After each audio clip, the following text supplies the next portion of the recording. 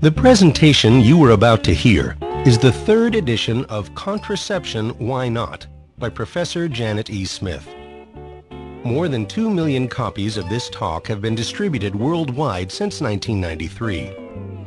For bulk orders of 100 or more of this CD, for a DVD version of this talk, or to order other presentations by Professor Smith, please visit janetesmith.org or call 866-267-4113.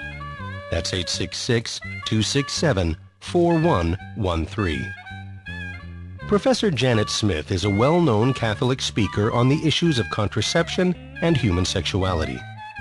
She is professor of moral theology at Sacred Heart Major Seminary in Detroit, holds the Father Michael J. McGivney Chair of Life Issues, and also serves as consultor to the Pontifical Council on the Family.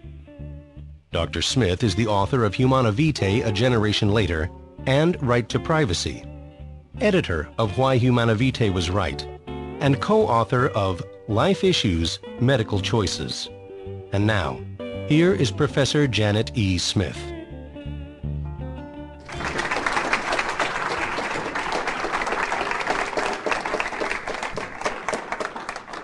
Thank you. It's really wonderful to be here.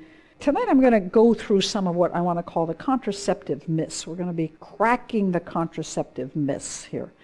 The pill in 2010 celebrated its 50th birthday. It came out in late 1950s, and people put 1960 as the date of the invention of the pill.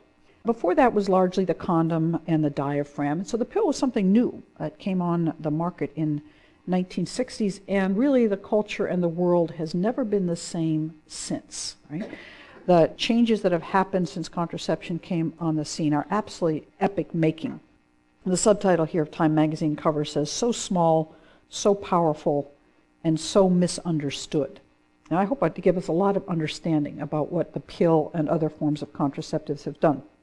First, let's get a notion of what the expectations were, that people thought the changes were going to be unbelievably beneficial results. They thought it was going to ensure sexual freedom, that people were going to be able to have sex whenever they wanted to, and everybody was going to be just unbelievably happy. Right? You're going to have access to sex whenever you wanted to. There were going to be fewer unwed pregnancies. There were going to be fewer abortions. There were going to be better marriages, because you could test many partners. You could have many sexual partners before marriage and pick out the one you like best, or you could cohabit and test out a relationship so you didn't have to rush into marriage to have sex. And within marriage, you could have sex without the fear of pregnancy, so obviously marriages would be better and stronger and more long-lasting. These are the expectations of what contraception would bring. And then, of course, people thought the world was overpopulated, and they thought we were going to be able to control overpopulation by widespread distribution of contraception. Now, these are the contraceptive's real-life consequences, all of which I'm going to at least touch upon tonight. I'm going to demonstrate, I think, that it's been bad for male-female relationships, very bad. It's been bad for the health of women. It facilitates sex outside of marriage, which I think is bad for men, women, children, and the culture. It increases the incidence of sexually transmitted diseases. It leads to unwanted pregnancy and single parenthood. It causes and leads to abortion. It contributes to divorce. It contributes to poverty and social chaos. It's harmful to the environment, and it paves the way for same-sex unions. I think all of these things can very legitimately be attributed to, in great part, to the presence and use of contraception. All right, but first it's a good idea for us to get an idea about how does contraception actually work? What does it really do?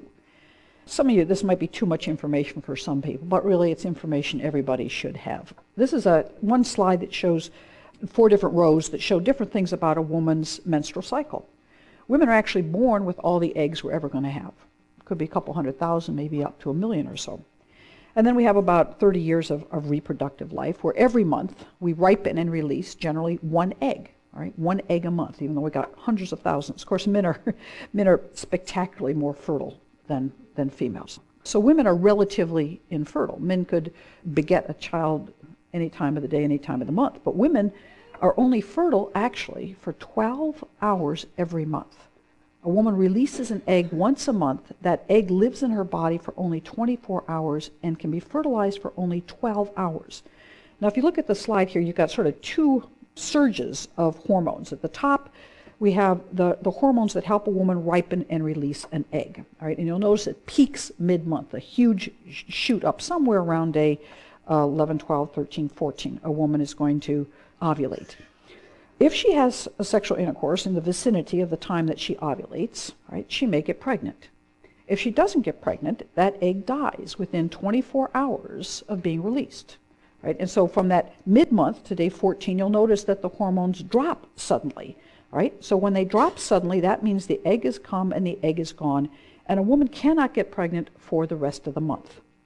Now you look at, there's a second set of hormones on the third row. You'll also notice those peak right about mid-month, and then they stay up and sort of vacillate through the rest of the month. And beneath that row, you see what is actually the endometrium, which is the surface of a woman's uterus, all right? And that endometrium is growing so that when a new little human being, a little embryonic human being, travels down the mother's fallopian tube and implants in the endometrium, and that's where the baby will live for the next 9 months of its life. And it's attached to its mother through the endometrium. So a woman, at the same time that she's producing these hormones that cause her to ripen and release an egg, that endometrium is getting prepared to be the home for a new little human being, if she gets pregnant, going to travel down and attach to the uterine wall.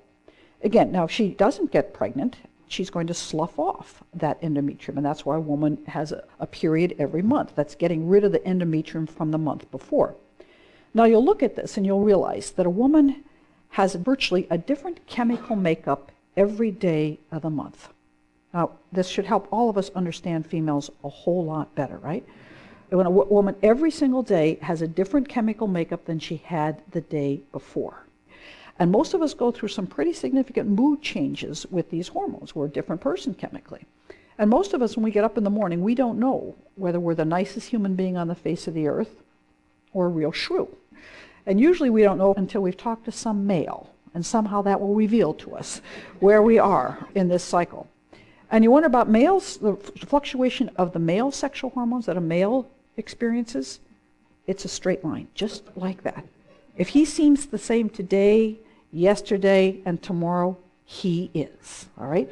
If she seems like a totally different person from one day to the next, she is, all right? Now this is very important to keep in mind, because what the researchers who invented the chemical contraceptives discovered was that they could suppress ovulation and make a woman not able to ovulate by putting into her body synthetic forms of the hormones that she has when she's pregnant. Because when a woman is pregnant, she doesn't ovulate. So a woman who is taking any one of the chemical contraceptives is in a state of pseudo-pregnancy. Her body thinks it's pregnant. She's putting in her body synthetic forms of the hormones that she would have if she were pregnant. Again, they are hormones that are meant to sustain a pregnancy. So she's not having these shifts in her hormones if she's taking the chemical contraceptives, right? Those are flattened out. Now, of course, if she's a healthy adult woman, her body's trying to produce those hormones because that's a healthy condition. But we're giving her another set of hormones that are trying to suppress her natural hormones. And there's all sorts of things this has done to a woman's body and actually to her psychology as well. I happen to be a good student of the ancient philosopher Aristotle. And Aristotle always talked about how, you know, our senses are designed to perceive the world around us and perceive them accurately. And that God designed our bodies well. We see colors rightly, we hear sounds, we have taste, and if we're sick, we don't. Orange juice that's perfectly fine might taste terribly bitter to us, right? Because we're sick. Well, actually, a woman who is taking the chemical contraceptives is actually changing her whole physiology. And she perceives the world differently. And very interestingly, she perceives males very differently. I'll talk about that as we go along. Now, this is just a shorthand picture of the same reality. This is a kind of chart that is used actually in third world countries to help third world women understand their cycle. It's very good for us. I mean, it's amazing that most adult women don't really know that they're fertile only once a month and get pregnant for only 12 hours of every month. So when I talk about sort of primitive cultures, that's us, all right? So what this shows is, again, is a chart of a woman's cycle. The first couple days you'll see the red bars, those bars.